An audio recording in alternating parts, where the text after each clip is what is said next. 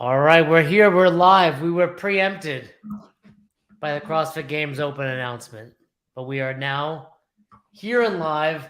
We should have everyone, the loyal watchers, Corey, Nick, Kanan, Trish, they should all be here because we gave them that hour. Did you guys see the Open announcement?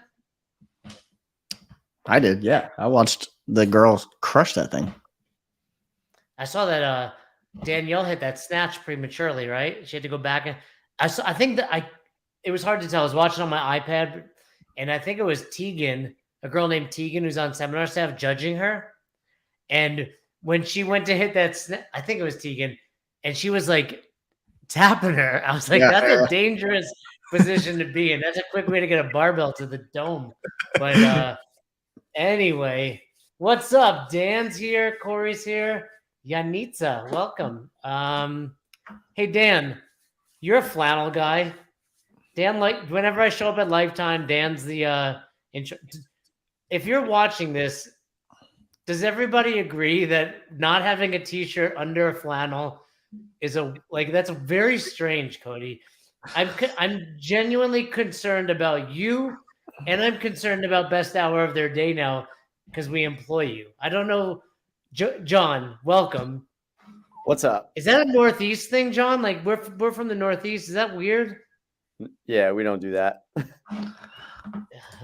Hoodies too, right? Like zip up hoodies. There's always a t-shirt underneath, right, John? Never a bear sweatshirt. Never. Alabama people are crazy, dude. This is like, and we found out he has a cat. Now I know you have two cats. You were saying, John, is that accurate? Yep. Look, I feel like anyone that has a cat is weird. I love animals, but cats. I was always a dog person. My girlfriend brought them into the relationship, but they're all right. And you're unbutton one more. Amanda wants to see more over there, Cody. Look, we got chain, good to go. No chain, kind of weird. Okay, look, I had a chain, broke it. Look, it's all good. And for the record, it's not a flannel. It's called a shirt on their site. It's called the sweatshirt. All right, you're rocking Faherty. First of all, I believe I got that for you for Christmas. Is that right? Yeah, you did. All right, that was your Christmas present. But I mean, you're rocking Look, I know how comfortable those are. I typically have one on. It's warm today, but I'll get undershirts. No shirt. Oh, that guy. Oh, okay. I'll give it to you. Maybe he's wearing a tank. No shirt.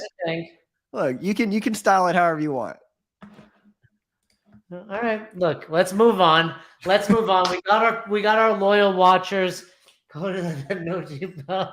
Morgan's got your back. I like it. Checkers equals flannel. Joby's not wrong there. Shout out to Joby and Tanya. They sent me some monkey bread, some cookies, some sunglasses. It's legit. And let the record show. Fern's not getting any monkey bread. Fern don't get monkey bread. I get monkey bread. I'm the director of culture here at Best Hour of Their Day, and that is why. But let's Cody, ask John some questions, set the tone for this, and then let's dig into the show. John, first, where is your gym? We are in Wilmington, Massachusetts, CrossFit Aries. You got snow up there right now? We do. Well, it's kind of melted. It was 40 degrees today and yesterday, so it's gone. And then I think we're getting another snowstorm Friday night into Saturday, but it should be right in between our Friday night lights and our annual party Saturday night. So hoping for the best. Annual party on Saturday? Yep. Close of the Open. We kind of mixed the end of the Open with the anniversary, and we rent out a hall at the Knights of Columbus and get after it. Very cool. You guys think you're going to finish this Open workout? No. Finish? No. 225 snatch? Absolutely not. Do you think you'll hit any at 185? Yeah, I'll get some at 185. Those girls are strong, huh? Very. I mean, 185, I'm going to jump and pray that barbell ends up over my head. I hit 185 once in my life. I only remember it was June 5th. It was my birthday. Probably 2013, maybe 14. I was working a gig in Florida. My birthday fell on a Sunday. I got the video somewhere. Chuck Carswell was there. Chuck. So I'm like, it was an old It was I want to say it was a regional workout. It was like 10, 8, 6, 4, 2. I forget what it was. This is, like I said, going back 10 years. And I'm hitting 185 and I'm failing and I'm failing. And Chuck Carlswell came up to me and he whispered to me, he goes, "You're going to ruin the seminar if you don't hit this." Because like the entire crew was there watching and luckily I hit it. Anyway, yeah, how far are you from Boston? What happened? John, that's you, 20 John. minutes. We're right Okay. off the highway, so we're like on a big commuter route. Cool. And tell us more about your coaching. Tell us where you're at in your coaching career development. What's coming up for you? And I love the shirt, by the way. John, Had can to you wear hear it. us? I feel like you can't hear us. I can hear you guys fine. You guys keep freezing a little bit, but it's not too bad. I think that's your internet. But anyway, go ahead. Go ahead. The shirt rocks. Tell us about your coaching and let's get into this. I am a CrossFit level 3 as of September of last year. I've been coaching for, thanks to you guys. I've been coaching for 5 years now, I think it is. Started coaching at my gym before I purchased it. Opportunity came up to buy it, took it over, jumped at the opportunity. Been going strong ever since, and coming up in terms of development, hoping to get in touch with Denise Thomas and get her out to the gym for a couple of days for CDP. Awesome. And one of our OG affiliate U clients. Yes. I mean, you've been around since the beginning. Yeah, you're one of the very first clients we had, crushing it over there, doing great things. Cody, by the way, lots of positive feedback on DT yesterday. People loved it. Dude, Loved somebody at one point, somebody commented, "I can't believe this is free." We should start charging. Right. We need to make more than the $10 donation we get from Mike. Yeah. John, Everybody that's watching, this is $10. John, are you going to go for your level 4?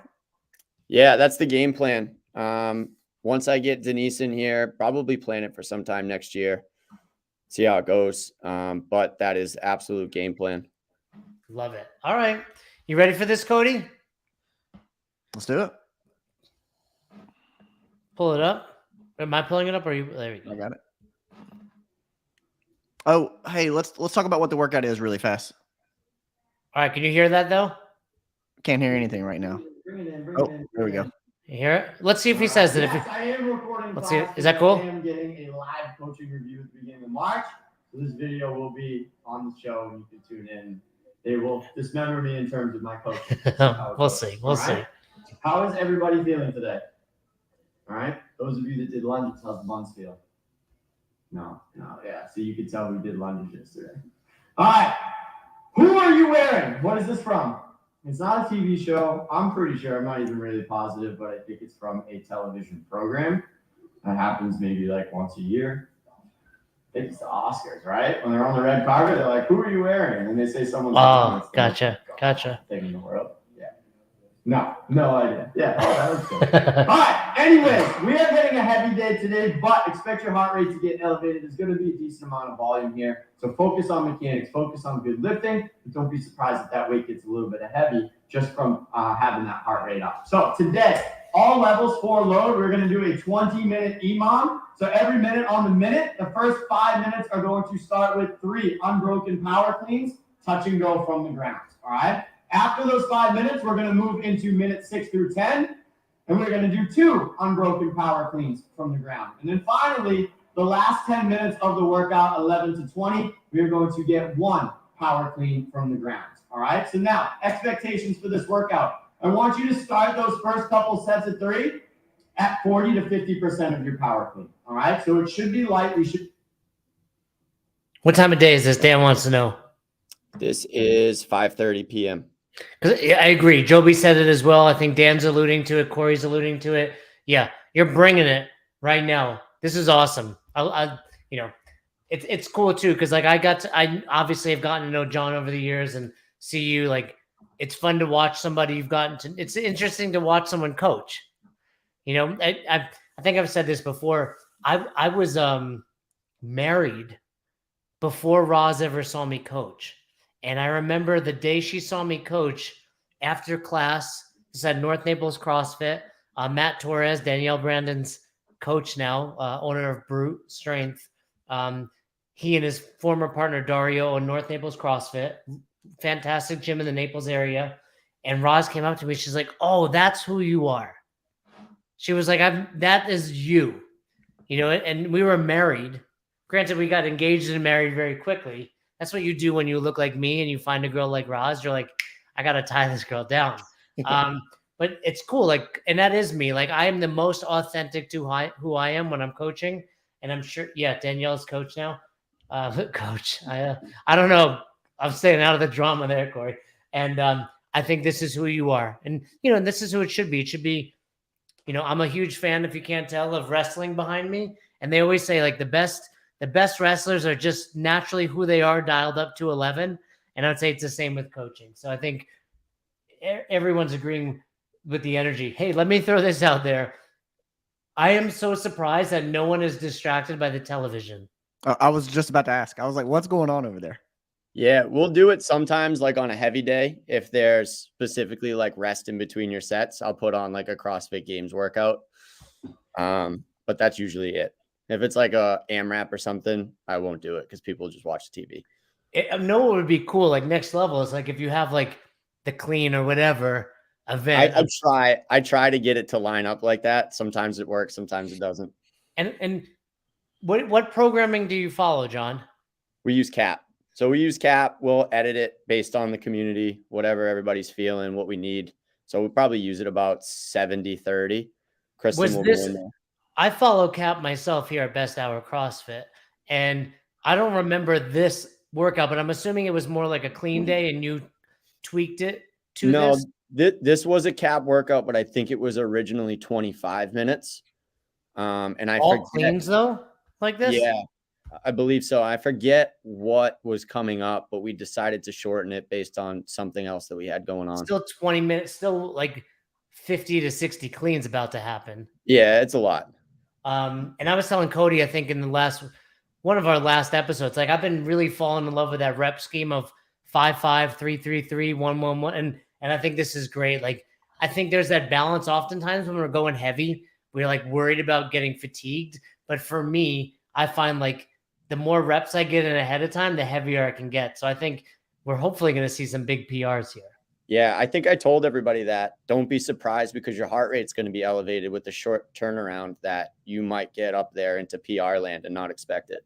Yeah, let's see what happens. All right. Focusing on mechanics, we want to make sure that the lifts look pretty and they stay looking pretty. So no sloppy reps. Even the lighter ones matter, building that mind-muscle connection. All reps matter. Floating across as many sets as possible. T-shirt, Cody. You need to increase the weight every single one, but as you see fit, as mechanics stay intact, make sure that you're bringing that bar up small chunks at a time. We have 20 minutes here, so even if you add 5 pounds at a time, by the end of it, that's going to be a good chunk. It's like 100 pounds, So yeah. don't feel like you need to put something 10, like 20, that. 30 pounds on every single time.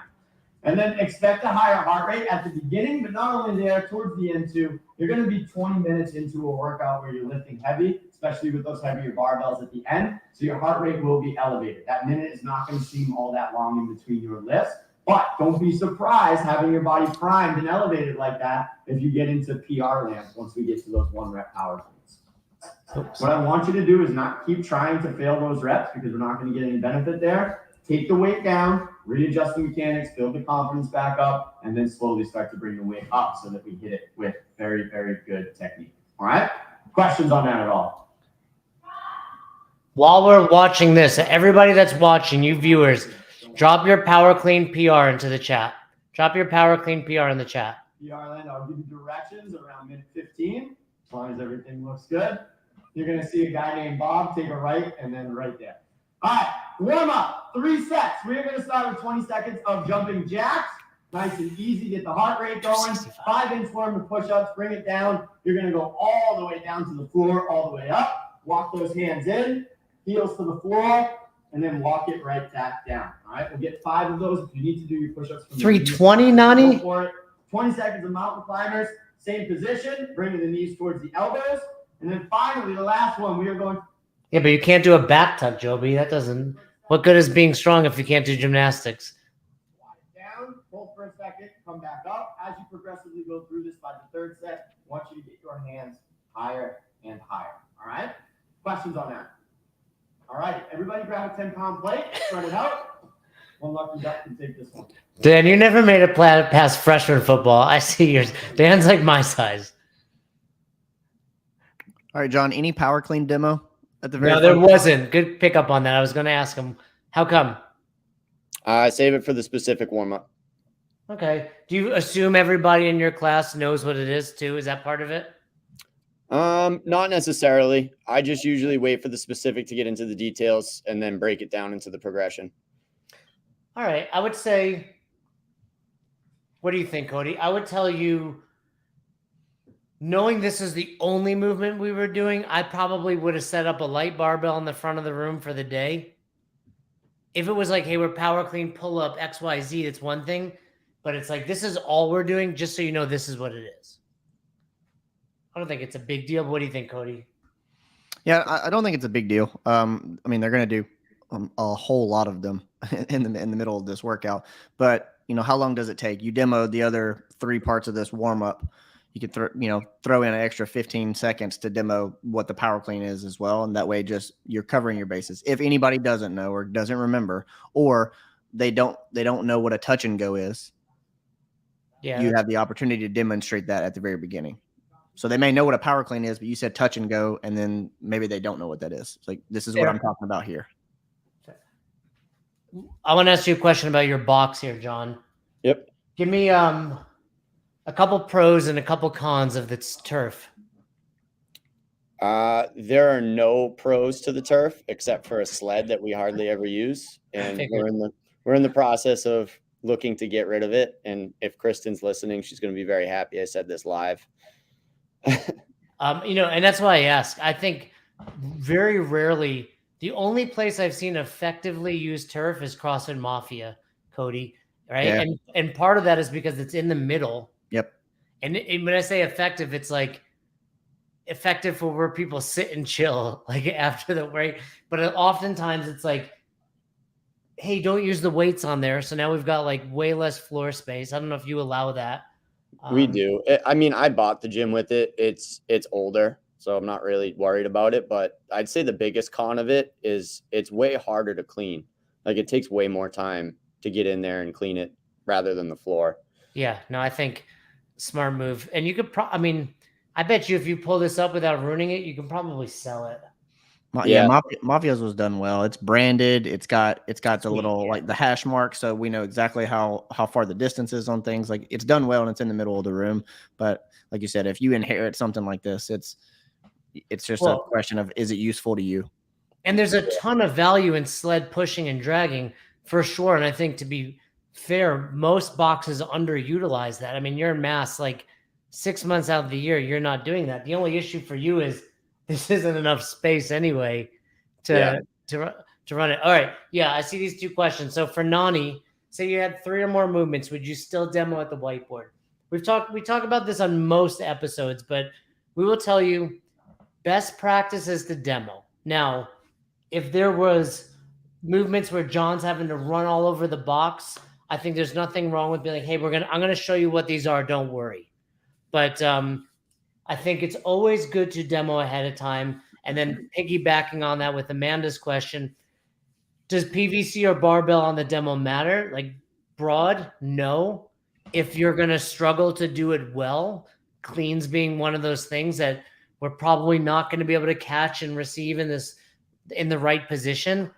I probably would just have set up 65 or 95 pounds in the morning and been like, hey, coaches, leave that bar, use it for a quick demo. It's helpful if you have touch and go too, as people might not understand weights hitting the ground. Exactly. Like, hey, watch. Exactly. Nailed it. Jay, I have a question for you and for John both. So we know that the movement of the day is power clean, right? We're going to spend some time working on going through the power clean, fixing the faults that we see there. But what about here in the general warm up? Should we be focusing on people's squat, making sure that looks good, people's push-ups, making sure those look good? Or is it like, I'm going to let the general warm-up be what it is? We're here to get some blood flow, get the heart rate up a little bit, and then I'm going to start leaning into once I get to the specific warm-up. I think, to be clear, how many rounds was this, General? Was this 3 rounds, John? I don't remember. Okay. I know you had said, like, hey, try to go from here to here. So I know there's multiple rounds. Here's what I would probably do. Let's assume it was jumping jacks, inchworms, squats, 3 to 4 rounds, X amount of reps. First round, all right, guys, like, let's warm up. And I would be assessing. You're always coaching, really, to answer your question. Like, you're always coaching, Cody. And yeah, once that second round comes along, like, that would be my feedback right here to John. I know why it's choppy. If you watch, like, this guy right here, the only 2 that I really kept an eye on was this woman here doing the jumping jacks, and then this guy with his squat. Like, and I'm sure I can say this about everyone else. We can watch this woman right here. We can be coaching this. So, like, watching her. Up a little higher. Good. There you go. We're working on that. Watch her heels. Look at all that, right? Like, there you go. Good job, John. Right on it. So just, coaching. Cody, always be coaching. ABC, new shirt. Put it on a shirt. I already put the other one down.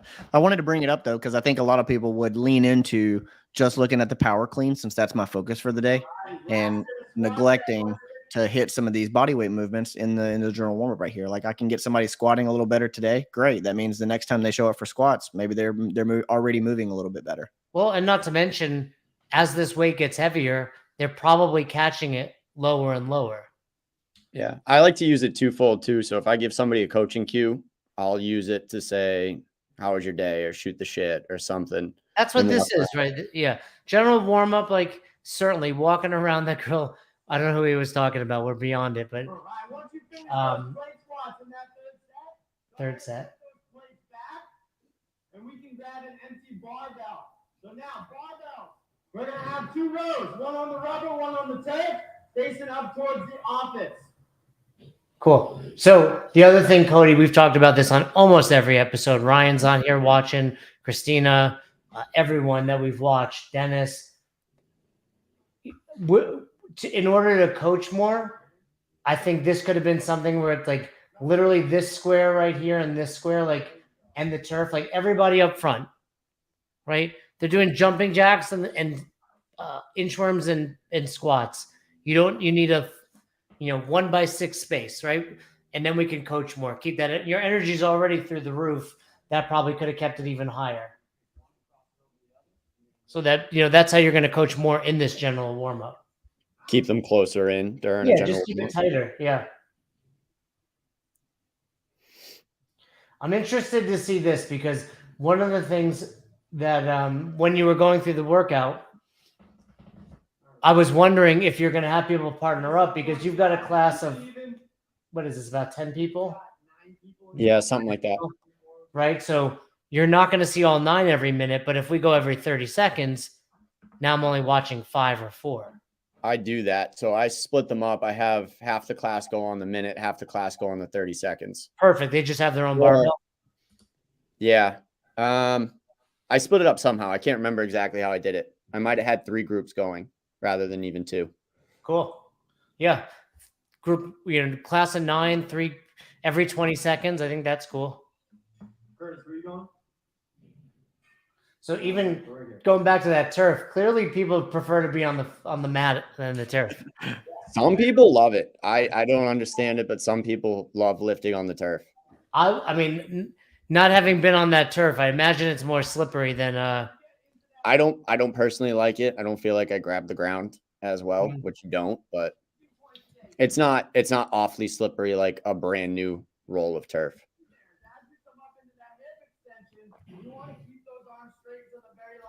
When we shrug and pull ourselves under the bar. When we bend early, as we're coming up and our elbows start to bend here, we try to muscle that bar up, we lose a lot of power in the legs. So a very good example of this is if I hold this band with tension on it is going to be my nice straight arms with perfect mechanics, all right? If I yank on it, which is going to be my leg drive. Watch what happens to the weight. It shoots up, okay? Now, my bent arms, because I started bending them right around my knees. This is my arms bent. This is the tension. My leg drive doesn't matter how hard I drive my legs. It just doesn't go that That's good. right? So that is the pop that we get on the barbell by being patient with it and keeping those arms straight all the way through our extension. And then finally, once we get to this point, hard shrug and pull underneath that bar. That's how you're going to get the best bang for your buck. So let's go over to our barbells. First thing we are going to start with is going to be a deadlift shrug. I like that. Where'd you get that? I think I thought of that, to be honest with you. Usually I steal stuff, but I don't think I stole that one. No, that was good. The only thing I would throw onto that, John, I think that was good. I would have made it, I would have driven that point home with the barbell. Gotcha. That was really good. Dan says good analogy. He's going to steal it. He'll be using that at Alpha at Lifetime. You don't do the power cleans, Dan. I know what you do. You always change them. But I would have been like, cool. And what I'm saying by that is watch me on this. But that was really cool.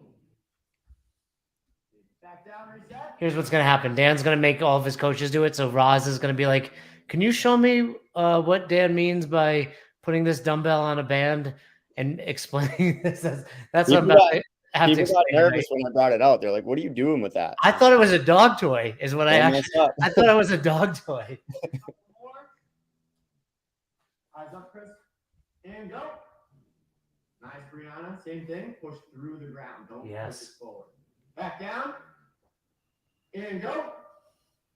Much better, Brianna. Last two. Bring it down. Eyes up, Chris. Shoulders back. And go. All right. Back down. Last one. Chris, Watch this girl in the front, guys. And go. Very nice. See how she's coming onto her toes early? That's like so common. And I think it's happening because when you watch people coach the clean or snatch, they're always like teaching to get on your toes. But in reality, it's driving through your heels, and that extension, the triple extension, is a byproduct. So Yeah. Keep your feet on the floor as long as possible. and I heard you saying it in the back. And by the way, that girl's moving well. It's just I see it's like if I think about getting on my toes, I'm almost positive I'm going to be there early. Where if I think about driving through my heels, I will wind up being it's the analogy I use is like if I teach you to jump, I don't have to tell you anything about your toes because you're going to go onto your toes. And that's essentially what this is. It's a jump just weighted down. So a couple of things, John. One, you got that PVC pipe in your hand like a staff. Well, here we are walking around with it again. You haven't used it for anything. You're just holding on to it, right? Yeah, why do you have that? Why do you have it? I usually hold on to it for Olympic lifting. That's Sure. just been something that I've done only. If it's anything else, I don't have a PVC in my hand. The other thing is I do feel like you're moving a little fast right here. Like you have some opportunity to really hold these people in that setup position and maybe hit 3 or 4 people instead of just a couple that you are hitting. I did hear you say nice to somebody earlier, and we talked about it last week. Throwing out grenades is like nice what? I want to know what, right? Just like if you were going to make a correction for somebody that's right in front of you, you would tell them specifically, hey, here's what I want you to do. Same thing if somebody's doing something well, hey, nice extension, Elizabeth, whatever it is. Give the Make sure context behind it. This girl in the front clearly just smashed her boobs with the bar. I don't know how women lift. We were doing hang power snatches. I think it was over the weekend, and that girl in the front hit herself in the face. It was hysterical. Yeah.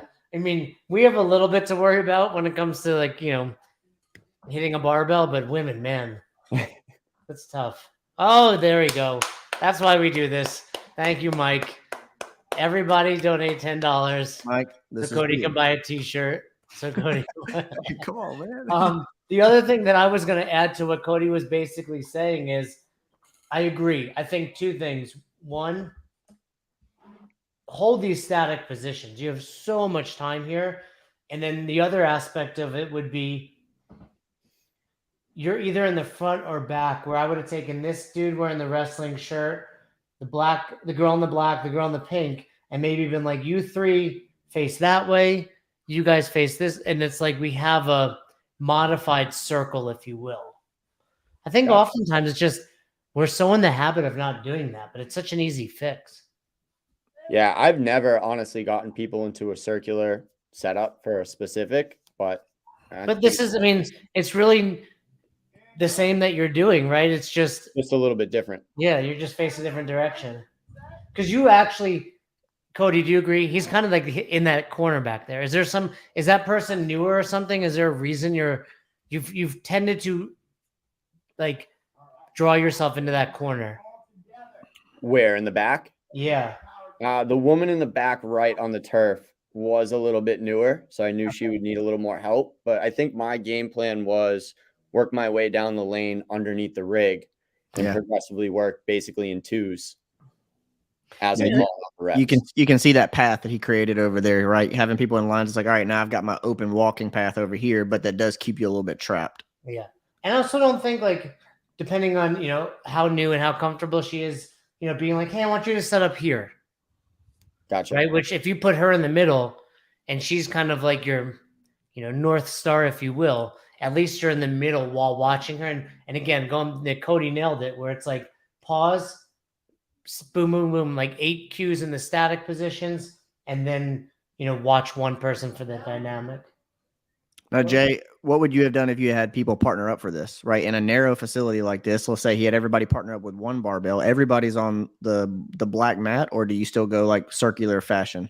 If I was thinking about it while he was doing the whiteboard brief, assuming there's actually 9, 2, 4, 5, 6, 7, 8. I think there's 10 actually. I think there's 10. There's 6 on the rubber and 4 on the. And whether it's 10 or 9 doesn't really matter. I think you could do 2 things. You can run the specific warm-up with 1 bar per person. But the other thing you could do is, partner up. Ideally, someone who's going to use about the same weight as you. There'll be a little bit of time to transition to weight. So don't, it's sliding 10s off, whatever. And then you have to move a little bit faster through the progression. All right, hand it off.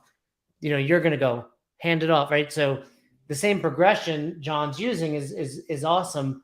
And then just quick breaks.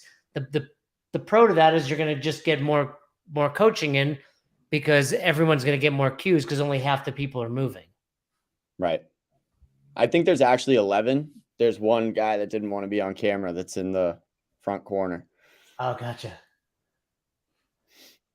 Oh, speaking of Jay, did you see that that Jim Bro cutoff T-shirt that? I did, yeah. Corey Leonard, did you see that? Somebody made it. I think they tagged him on it.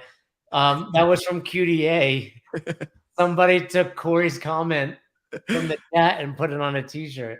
That was awesome. Yeah, that was cool. I forgot to tell you that. But I think John.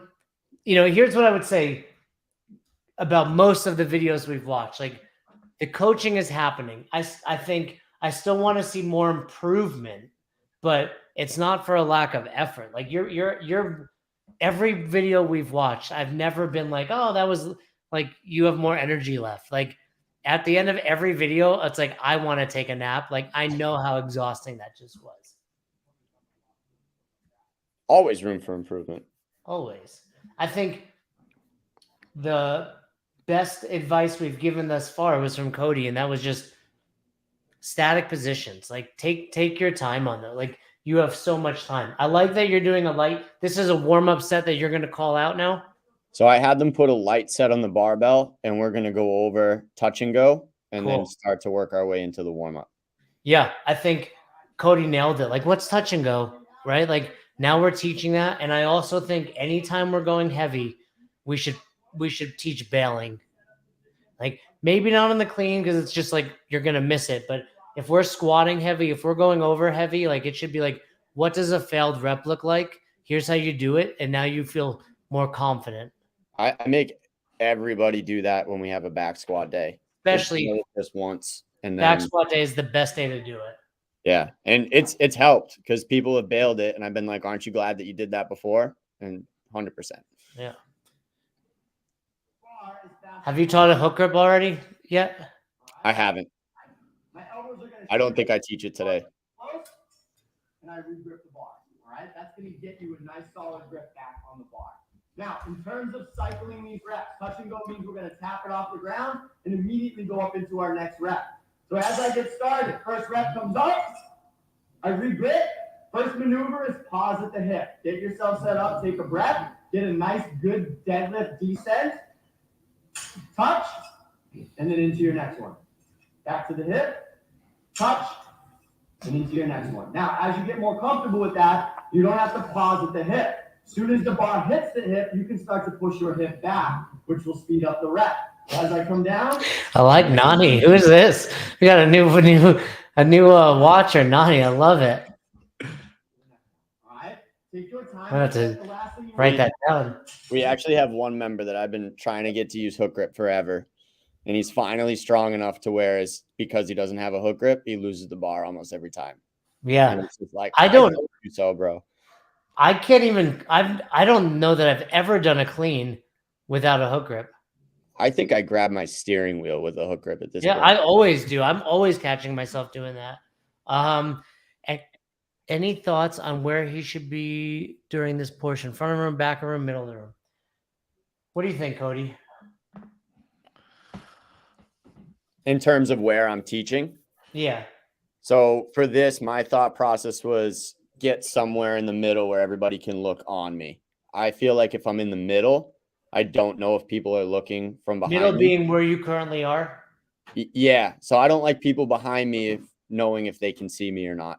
I But like if to be in the middle, front. these people, they can't see you.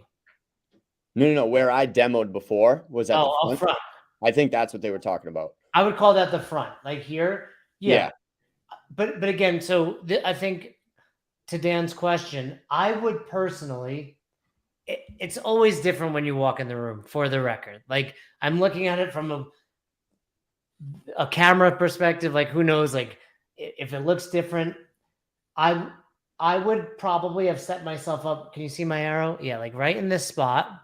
And I would have had all these people face me, face the other, like from this girl, like face the other direction. These people face the same. And then I'm essentially in the center. Now, which way would you face if you did that? Or would you do multiple reps at different angles? Yeah, I would potentially do multiple reps, but I'd probably be like facing either the rig or that other cement wall, right? So now they're getting a side profile on me. Does that answer your question, Dan? And roll into my jump. And Cody, what do you think? Do you agree with that, or would you have done something different? No, I agree with that. Like I would have had people turn around, like that way they could see me in the center of the room there. To me, it's like so simple, but it's also rarely done. And I don't think it's anything other than we're just so not, to be completely transparent. I coached a level 2 with Fern a couple weeks ago in Puerto Rico, and the room was kind of set up like this, and I didn't do it. So it's like I think sometimes we just forget. And now that I'm at a level 2 this weekend, and I will definitely think about that for that reason. Now, do you think being at the front of the room, it's just too far away from the people in the back? I think when you were going over the demo, I think it was fine. I think you were certainly loud enough. The people were in a little bit. The challenge then becomes, if this is like your front, when you walk back, that woman in the back who you're with now, it's like she can maybe hear you, maybe see you. You've got a far distance to go. When you do go back there, these people don't see you. Right? So point being, right now where you are, right? Mm-hmm. No one else can see you. Literally 0% of the class. Now, Right. if you do what I'm suggesting, he won't, she won't, he won't, they still won't see you, but these guys will. Right? So it's just a bigger percentage of the class can always see you, and you can see them. Because you might see these two women in the front doing something when you're back there. Obviously, you know their names, but they may not hear you. They may not be paying attention, right? But if they could see you and you were like, next rep, like especially on the sets of 5, you have that time to give them a cue there.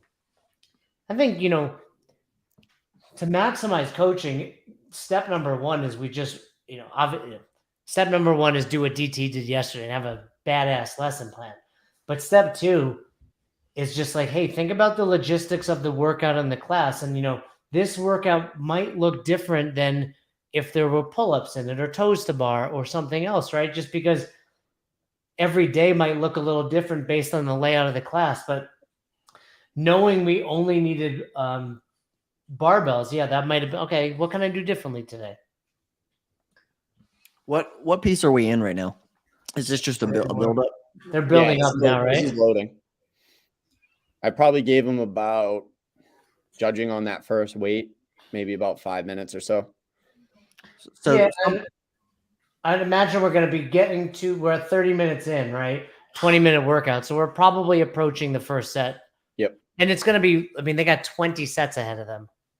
Yeah. It's going to be, if I were thinking about this, my first set probably be 135, just even number, right? Not even, but you guys know, all of us that lift know what I mean. Like, it's just a good starting off point.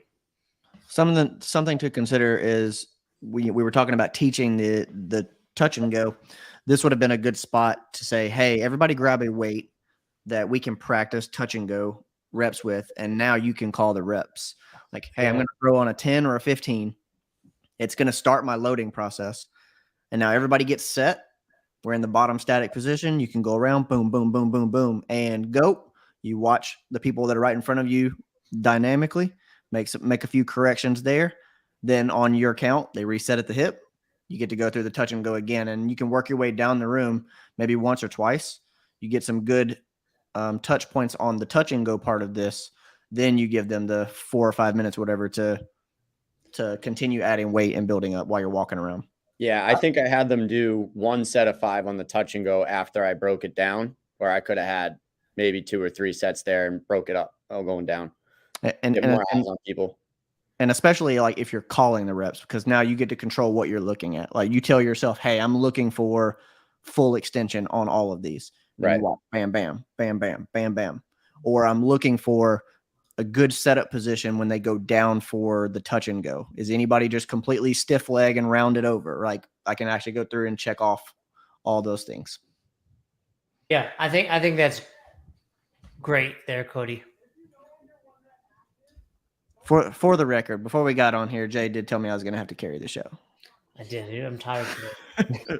I'm tired today. Cody's got it. You know what? Ever since Dan said, your grenade about the good and bad, I'm like, you know what?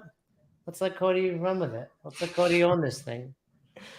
You're in all the pictures on Instagram now. I noticed that. Well, I do create them, so. I mean, I'm not even in the hot seat intro, but here you are. Well, my name's not on anything yet, so. Did lesson 9 this morning and not sure if I hit the mark. What are you guys at?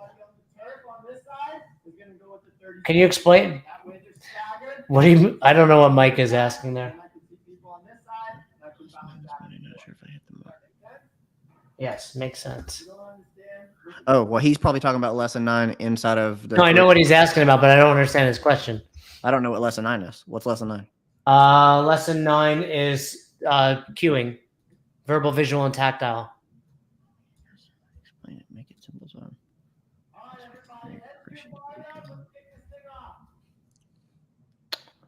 So I think I just said I split the class in half. So I had people on the rubber on the left side go at the minute. People on the turf side go at the 30 seconds. Cool. Yeah, no, I heard that. That was good. All right. It's good group management, right? Like you're paying attention to what's going on inside your facility, whereas somebody who's got 1,000 square feet more space can just run it as is. But this will help you watch this group of people, then watch this group of people. I'm going to pause this because this is about to drop a bomb. This is really important. Full sincerity. We need to clear off these weights. Right? You miss a power clean, where's that bar going when it hits these weights? Either back into your shins or to somebody's Achilles, right? This would be like, all right, guys, any weight you're not using on this set, under the rig, off the other side of that red line. Like super simple. And then it'd be like, cool, you're gonna have 50 seconds to get to it. Yeah, I would looking back on it, keep it closer but out of the way and stacked up nice and neatly. Because it is on the minute, so they're going to need to move. it's gonna ricochet. Yeah, for sure. Cool. All right. So yeah, Mike. It doesn't have to be major correction. It just has to be something. Let's see. Okay. I don't want to play the music. So this girl right here. Which I don't know one? if you remember, you're cueing her right now, which is perfect. Good answer, man. I like that. Perfect. You waited like you want to get in. Heavy days like this, you have very short time. I would take a look at her grip. It looked super narrow. Let's see this guy. You're like over here somewhere in the corner, I think. Yeah, I think I'm just. And also, again, going back to the layout of it, once the rep starts, like you're kind of stuck. Yeah, I need that lane over under the rig and then the center lane. That's really but this center lane is almost gone. Yeah. So yeah, your only lane is under the rig, which isn't bad. But again, this could be if these were all sharing a bar, you've got so much more room.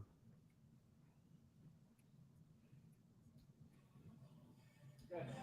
When you're regripping, elbows come up really fast. Right to scarecrow position and then down so that you can re-grab that hooker. Right? Cool. I really like what you're doing. Like in between sets, that's your opportunity. Give them something to think about. And that was one thing to think about. Pretty straightforward. Like I thought that was good. Yeah, The only thing I would tell you is on these early sets, they're light and they're 5 reps. If you see something early on, get in there and give them something. I also like you kind of gave like a compliment sandwich. Like your compliment was fist bump. Like nice work. Here's what to work on. So the rapport you have with your members is very good. Cody, were you going to say something? I was going to say we just made a post, a knowledge post about this timing your cues. In the specific warm up, you've got time to stop and hold and look at positions, but we're into the workout now, right? Like we're moving, and so you're going to have to wait until they're done doing their lifts to walk over and say something. Yeah, and while it's still light, I will say like about this workout, if you think about it, it's light, but it's 5 reps. So I would say at its fastest, it's 7 to 8 seconds, more likely 10. I think it's only 3 reps, right? No. First it's 5, 3, and then 1. Got it. So they're a little out of breath, even though it's light. It is 5 reps. And then they're thinking, oh, shoot, I have to add weight and I have to be recovered. So we don't really have 45 seconds. Like, John, you're doing a good job getting in, getting out, knowing I want to give you a breather. I don't want you to feel stressed going into that next set. Yeah. Because it's like once you're stressed early on, it doesn't really go away for 20 minutes. Like, yeah, later on it's only ones, but now it's heavy and we need to be thinking about it.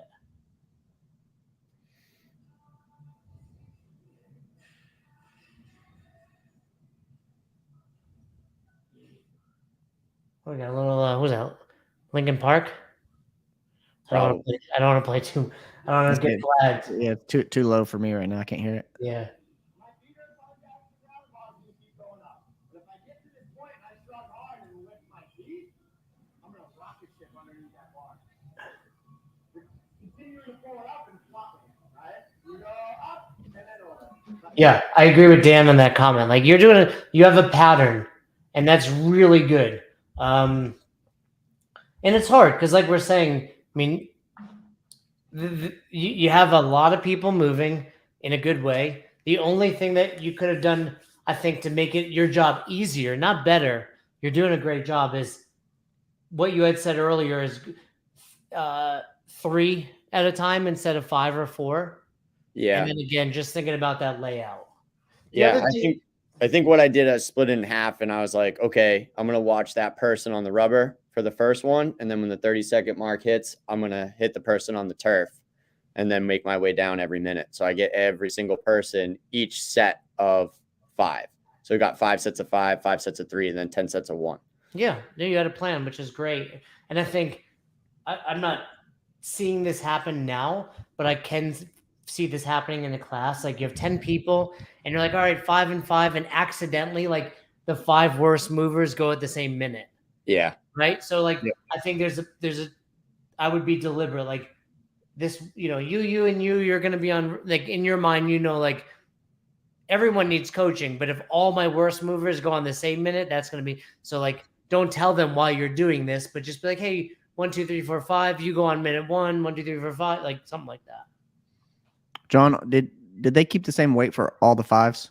No, I gave them the option at the beginning. I said, don't load too fast. You can keep it for the 5s and the 3s at the same, but do increase from 5 to 3 and at least 3 to 1. And then have those 1s be where you do actually increase up to that heavier bar. Yeah, and I think, thinking about it in my head, say I started one, because like you said, like 19 jumps, if 5 pounds, that's like 90. People aren't going to realize that at the beginning and then all of a sudden be way over what they need to be. Yeah. So I might go like 135, 145, 155 for 2 sets, 165, like hit, those sticking points. I don't know how many times I've been in a party style class like that where you add 5 pounds every minute and seeing people just PR everything. I love it. Like I said, that's why I love that. I've been doing that rep scheme. When I don't know what to do, I just rotate through different movements. And I mean, I'm not bragging, but I hit that 215 thruster, Oh, geez. Was that the one where your knee bent? No, that was 220. The good old thruster jerk. And what I hit yesterday, I had 5 hang power cleans at 205. That was a PR. Like DT said, you're at your strongest, but you're also at your chubbiest. So I don't know if it's a. Hey, look, you should just be happy to still hit PRs at 50. I do think about that every time I hit a PR on the movement. I'm like, that's the last time that's ever gonna happen. I'm at that age. I love it. These 2 girls are giving each other. These 2 girls are fun. Like, I love seeing like women just having a good time lifting weight because. Oh yeah, those 2 have a blast. I bet you these 2 women 5-10 years ago, like, I don't want to go heavy, I'll get bulky. Meanwhile, now they're like, this girl's cleaning 120 something here. Yeah, the girl in the front, her sister started, and then she wandered in, picking her up one night, never left, and now her mom is a member, probably like one of our top committed club members. And tell everybody about the committed club at your box. Yeah, so we do 16 or more classes each month, and we'll do a monthly drawing for 25.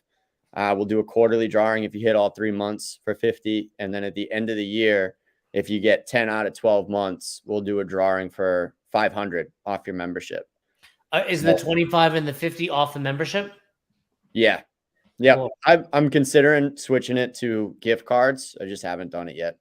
I think, whatever works, like it's all good, right? Like, to be fair, most people aren't doing it for that. Right. That's a nice perk. But yeah, for those that aren't aware, that's something we teach in Affiliate U Committed Club. John's got the threshold that we prefer, which is 16, right? Which is, obviously 4 times a week, which also, if you have limited membership, gets people considering going to unlimited. That's like a big part of why we have it too. Yeah. And, a lot of people will ideally hit it. You put them in a raffle. One person gets a drawing. Every quarter, the value goes up and everyone's in it that's been there for all 3 quarters. And then annually, like John said, our recommendation is you have to make 10 out of 12, like life happens. And then there's, $500. That's huge. Yeah. We actually just drew the annual one at Friday Night Lights. So I got a big cup trophy for the winning team of the Open.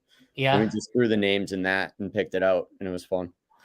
I'm sure and it's awesome. You're rewarding a member that's, really committed, obviously by Committed Club.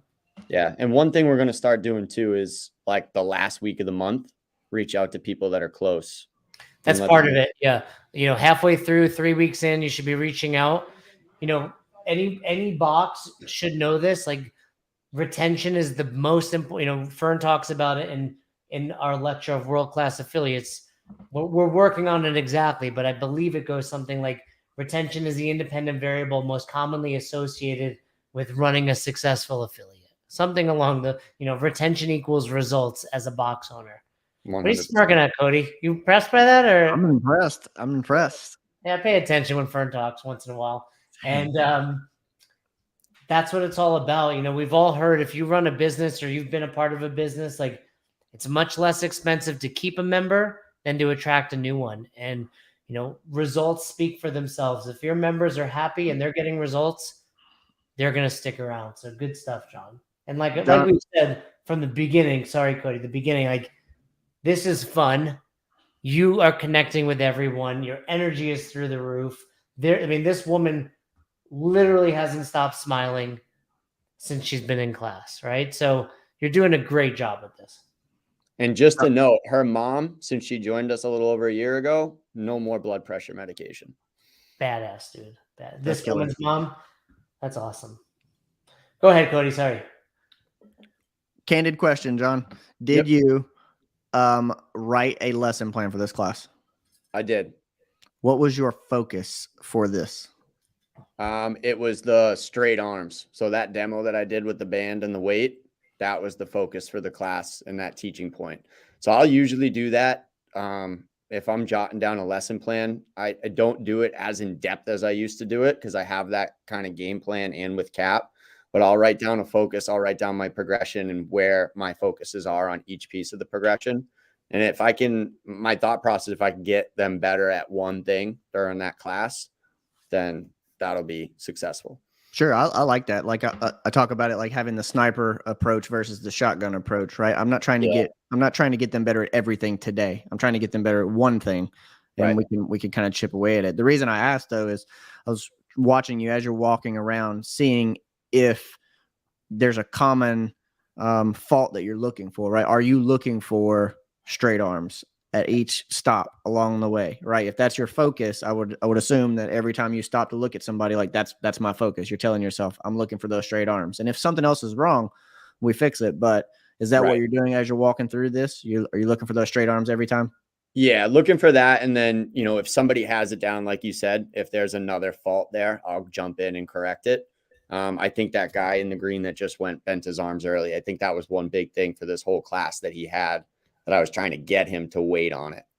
But I was going to say, while you were saying this, and then Cody, I got to ask you something. I think you're doing a great job knowing that was your focus. Like watching you, like that's been most of your cueing, which is really great. Because a lot of people, like Cody said, you know, have that, like, what'd you call it? Shotgun versus what, Cody? Sniper, right? The sniper approach, but then they watch everything. And it's like, hey, you've been talking about this. Now you're telling me this. Like, look, someone's rounding their back. Let's fix it. Someone's doing this. Let's fix it. But your cues have been really based on going back to that, you know, rubber band analogy. So I think really good. I love it. And I think I learned that from Denise Thomas at my level too. Me? Oh, Denise. Yeah. I've seen Coach B do it. Like at the weightlifting seminar, he'll put like a 5-pound plate on a rubber band and like, this is what it looks like, you know. And the rubber band thing. Yeah. But he's talking about the sniper approach, right, John? Oh, okay. Yeah. Yep. I think she was going over her lesson plans and I think she said it and it just stuck with her. That was like yesterday, I think during the total, she's like spines, range of motion. Yeah. Right? I mean, you could focus on lots of things, but it's like, man, I've only got 45 minutes and 3 measured lifts. Like, what am I really going to hit on today? You're not going to see. Here's what I'm going to suggest, Cody. You're the producer. I don't want to step on toes. I know you don't like directives, but we should get lesson plans if someone wants to be on the show. Sure. I think it's a great idea. Yeah, we can pull it up too, because then it's also like, hey, you had on here, let's start at this. Like, and you know, again, John coached this class like hundreds of classes ago at this point, right? Like we can't expect him to know exactly, but hey, we need to have your lesson plan for the day when you submit it. Let's make that that's definitely a good ad. Yeah. Cool. Look, Cody's a producer, but I come up with it. In fact, he yells at me when I try to do anything. This girl's doing math right here. I got a stubby bar. She loves barbell math. I got a stubby bar. She yells 90% of the time because she can't add the bar. That's the best when people are like, don't tell me what's on here. No, I got a stubby bar, and it's like the math is so much harder. Here's a trick. Men, if you're using a 35-pound bar or a stubby bar, which is also, do the normal math and then subtract 10. Mm-hmm. That's the trick. All right, here we go. Let's watch her. Nice. I'm assuming that's 85. 105, 125, 135. If you miss it one more time, take the weight down, conference, and then come back up. Huh? Yeah. You're talking to the guy that's off camera, right? No, he's talking here to yeah, this yeah. guy in purple. Oh, okay. I didn't see. I like that though, right? You're talking, it's group management, right? Like, hey, if you miss it one more time, take it down. We'll work it back up. Pull up when there's a lot of weight transitions like now in an EMOM, do you stick strict with the minute? I would. I think if we go 10 to 15 seconds, it will wind up just pushing it out. I think it becomes a little bit of a cluster, especially given what we've been talking about. John's doing a really good job knowing when to look. I would tell you, Dan, as you know, like especially where you coach and everyone's pretty much got their own platform with a set of weights, like throw 5s on, 5s off, 10s on, throw 5s on, 25s. Like we all know the pattern from doing this long enough. So that might be just a talking point. Hey guys, early on, you're going to have 45 seconds. You got to unclip. Like personally, I probably wouldn't even clip early on, right? Until I have a bunch of change. I'm in my basement, but we don't want people. I think you should make people clip for the record when you're at the box, but I would just, teach them a little bit there, Dan. Yeah, and that goes back to the point where you said keep the weights clean, which is something I definitely should have instructed them to do. But if they have just a little bit near them, it makes that transition way easier. Yeah, and for the record, I don't think they should have been put away. I just think it's just nice, neatly stacked. Well, it's this dude. If he fails here, shins. Yeah, he's going to take himself out, right? Or he hits this part of the weight and he throws it into someone else and takes them out, right? Yep. Nice. Cool. Noah, you've done really well. I have not seen. What is this woman doing? That woman is funny. People forget the camera's on is what's going on. This is who she is when she's in class. What I was saying about you, John, is ever since the workout started, you've not watched one person and not given something. Even if it was like, hell yeah, dude. But even that dude, you were like, that was better. And you gave him something to think about. So like there are empty reps only because people are going when you're not watching them.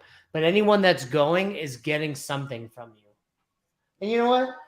This is a heavy power clean. Like sometimes that thing is like, yeah, dude, like great job. Like you're doing a great job balancing that. And I think you'll hear my cues change from the beginning once they really get it down to fist bumps and celebration towards the end. Yeah. It's like the last 20 seconds of a workout. Like we're not coaching anymore. Like now I'm pushing you. This girl is loading up. What's her name? In the black? Yeah. Katie. Katie? Yep. Katie's crushing it. Shout out to Katie. Shout out Katie. Let's see if she hits this. Don't let us down now, Katie.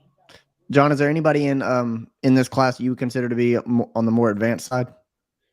I would say there's a few people in here that have much cleaner technique. There's a couple people that are fairly new that just my mindset coaching them is a little bit different. It's let's get to the basics of stand and pull and shrug under that bar rather than the higher technical stuff that I might give to some other people. And that's just, knowing my members, knowing their tendencies and where they're at and coaching to that. Sure. I was asking just to see like, what are you looking for if you know who those people are in this class? Like, what are you looking for with those athletes in particular, right? Maybe they've got the straight arms nailed down, right? So, what little pieces can we give them to help them move a little bit better? Yeah. So if it's someone that's more advanced and now that we're getting to a heavier barbell, it's going to be that harder shrug under the bar. Cause I think a lot of times that I see the more advanced athlete, once they get to a heavier power clean, they're so used to receiving it at one specific height. It's like, hey, get yourself down just a little bit more and get those elbows through faster. And you're going to come through a lot more successful with that power clean. Well, that was like both of these women. They just did that. Yeah. Barely picked it up. The kid in the back too, that just went, that was one of his that I gave it to him because he had to start getting a little bit lower under that bar. Let's see if Katie gets it. Oh, All right. I did not think she was gonna. That was so much different than she barely deadlifted that the first. I think I told her to just go down to one knee because I saw her kind of dazed. Let's see if this girl hit it. Whoa, both of them just hit it? Yeah, they crush it. Absolutely crush it. You know, and going back to what you were just asking about, Cody, like this is not necessarily a 1 rep max, but it's heavy. Here's the thing, like we can't lose sight, like it's safety, efficacy, and efficiency. And I think sometimes as CrossFit coaches that are doing it a long time, we're like so down that rabbit hole of like everyone's hating on us because people think they get hurt doing CrossFit, so we have to be 100% safe. And it's like that's no fun, right? And if you think back to your level 1, the technique and intensity lecture, it's not safety or efficacy or efficiency, it's end. And ultimately, that's the balance. We talked about it, I think, last week was it Ed's class, Cody, where it's like, if this class were 100% safe, this girl ain't dancing, right? I promise you that. I can't wait to go back into the gym and tell her that she was just on live YouTube. Just dancing away. Look at her. But I'm saying, like, there's no efficacy, safety, minimizing risk, efficacy, results, efficiency, how fast those results are coming. If your box is 100% safe, no injuries ever, no one rips their hands, you probably aren't very effective. And if you're 100% effective, like everyone's got pull-ups, I can tell you, you probably got some shoulder injuries there, right? So it's that balance of like, we keep people safe, we minimize risk. Once in a while, someone rips their hand. Once in a while, someone tweaks something. But everyone's getting results, and those results are coming in a timely fashion. That's the balance of it. How do we do that? We do that through the charter of mechanics, consistency, intensity. Have the mechanics dialed in. Show me those mechanics rep in, rep out, day in, day out, week in, week out. Then let's ratchet it up. That's a big talking point in my intro class, is to make sure that they know that's what we're looking for as coaches, so that they understand intensity doesn't go up until mechanics and consistency are there. And it takes a little while, but it develops nicely from there. Yeah. But if you're the coach that's like, that wasn't perfect, go down and wait. Yeah. This is ultimately what it comes down to. And this is my contention with so many people out there that are like, CrossFit this, CrossFit that. I'm like, your shit ain't fun, dude. Like, I know that probably works. I'm sure if I did this, I would be safe and it would be results, but that ain't fun. And this is what's fun. And at the end of the day, if you want people showing up, having a good time and getting better, you got to keep it fun, because the best programs in the world are in a vacuum, and very few people want to either train by themselves or do things where like, I can't, hit a PR once in a while, this or that. So you got to have that balance. Also, can we talk about just, nice, range of people, male, female, it was a relatively young class, but I mean, not everyone's like a games athlete. You had beginners, you had intermediates, you had advanced. Like CrossFit is for everyone. John, do you display your workout on the TV and take scores on the whiteboard? No, I put everything on the whiteboard. I think it's just I more. saw you taking those scores down. Yeah, I think it's just more traditional CrossFit. So the way we have that set up, in the middle is the cap, the 3 levels, and then some goals and stimulus at the bottom. Cool. General warm-ups on the left side. At the bottom, we have accessory work and stretching, and then the right side's used for scores. And what are all the certificates that are like all around everywhere? Those are the certificates that CrossFit put out for the Open, saying, what year you're in, what your goals are. So we have a poster you can see to the right of the whiteboard that we made, had everybody sign it once they signed up for the Open. And then I had a stack of those papers that I just started posting on the wall once they filled them out, once they were registered. I like that too, because it's a little bit of like community account, peer pressure. Yeah. Sure. Like they start seeing all these certificates pop up and it's like, hey, I want mine up there. Yeah. Very cool. Are we going to meet back in the middle here for a cool down? I think I might do a stretch in this one. The afternoon classes are always case by case. So like with this one, since it was a little bit longer, It's cleanup. We might be stretching right now for announcements and whatnot, but then that next class is rolling right in. Hey, I like what DT said yesterday. Like maybe do this stretching first, then team cleanup. You know, the other benefit to that, Cody, that we didn't like now that I'm watching it in action is like I see these I assume you have a 6:30 class. Is that what's going on? Yep. You know, if you haven't cleaned up the bars yet, those people can be like, hey, grab one of the bars. And now there's less bars to clean up and everybody pitches in like for the other one. So I think that could be another reason I would do that. Now, with that being said, your mustache is on point. With that being said, we might not ever, push the bars out of the way, maybe. Yeah. Yeah. Michael might be my favorite person in the chat. But he missed the whole flannel discussion. Mike, by the way, runs a casino, or he's something to do with a casino, and he invited the team out there. I do like to gamble. That is dangerous. Yeah, I forget. We were messaging. I forget. Mike, what do you do again? Tropicana, the Palm. It's in California, so it's not those. All right, I love it. A little pigeon stretch here. Good group, like everybody's sticking around. What's up? Where are we at on time? I mean, like, we're an hour and 11 in on our show, but where are we at as far as the time here? Did he squeeze in this cool down in the hour? We're gonna wrap up right in an hour, which I assume. I wasn't gonna go over for this one. Yeah, you know what? And this is the whole point, right? And we can pause it here. We can stop the share if you want, Cody. But whether you had 5 minutes, 7 minutes, 10 minutes for the cool down, you got something in. It forced you to run on time. And again, we didn't ask for a lesson plan. I think, in the future, we could have done that. Like, hey, when did you want to start that EMOM? The nice thing about it, we knew it was going to be 20 minutes. So, I probably would have had like 30 minutes as my drop dead start time, knowing so long as I start this before 35, I'm good. Yeah. So I think that was great. I would give you as a big takeaway from my perspective, and really this is what Cody said earlier, just in that specific warm-up, more focus on the static positions. Make sure you spend a little more time there, which would have given you more opportunity to coach. And then again, just thinking about the layout.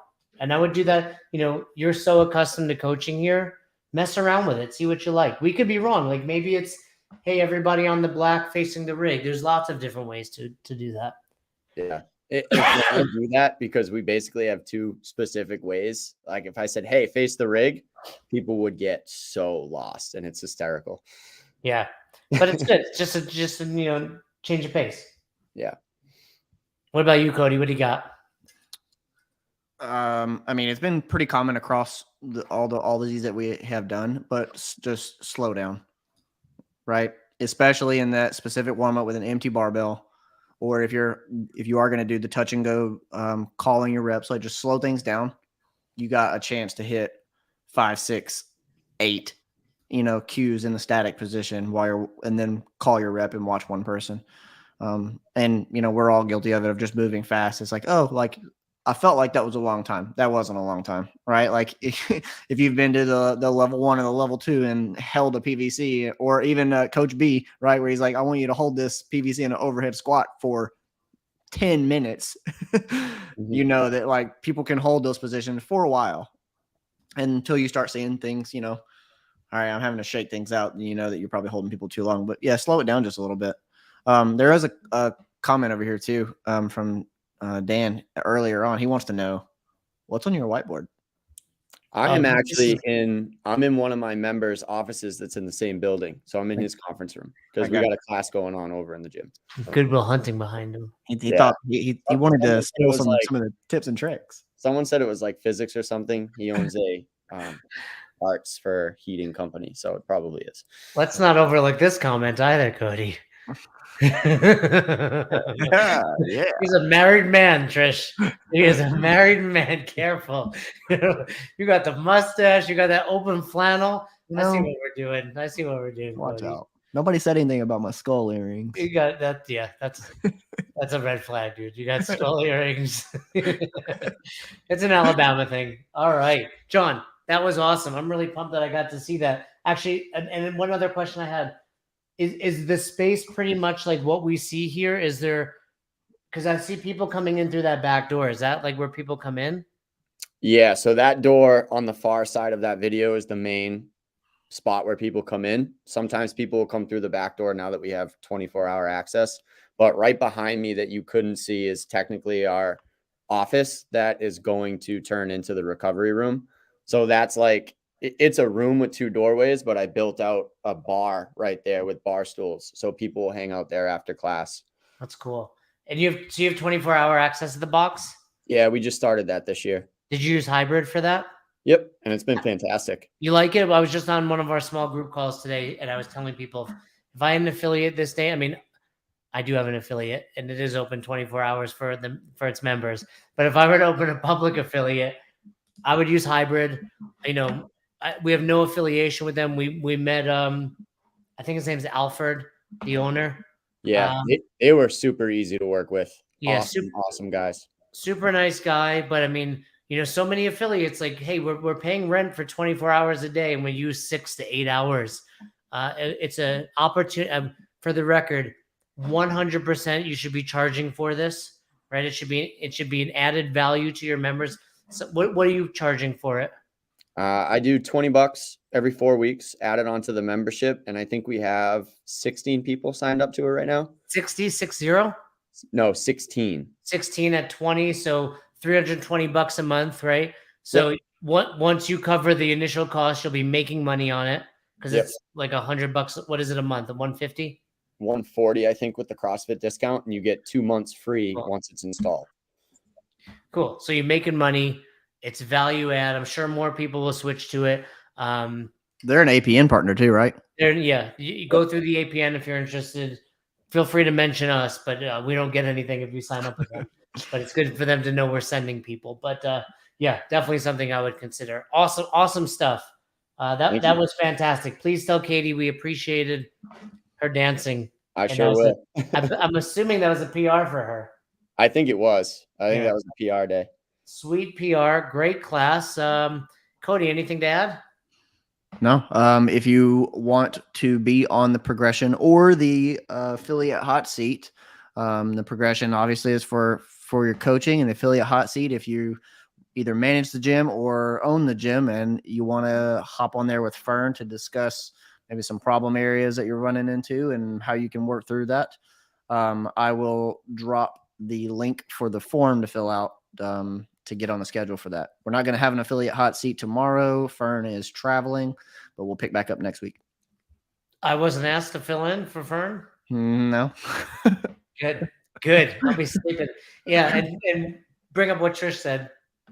That's what affiliates are doing, right? John mentioned Katie's mom off, what'd you say, a blood pressure medication? Yep. No more blood pressure. We're not on here to dispute the haters, but let's just say this. CrossFit works. If you don't believe in CrossFit, I think that's more of a reflection on your ability to coach others. Because even CrossFit done poorly is better than the alternative. And, from John to Christina to Ed to Ryan to all the people that we've got coming on the progression to Dan over at Lifetime, like this is what it's all about. Like we're helping people, whether it's fun in the box, coming off that blood pressure medication, we're doing God's work. Right, Cody? That's what they say. God's work. See you guys next week. See ya.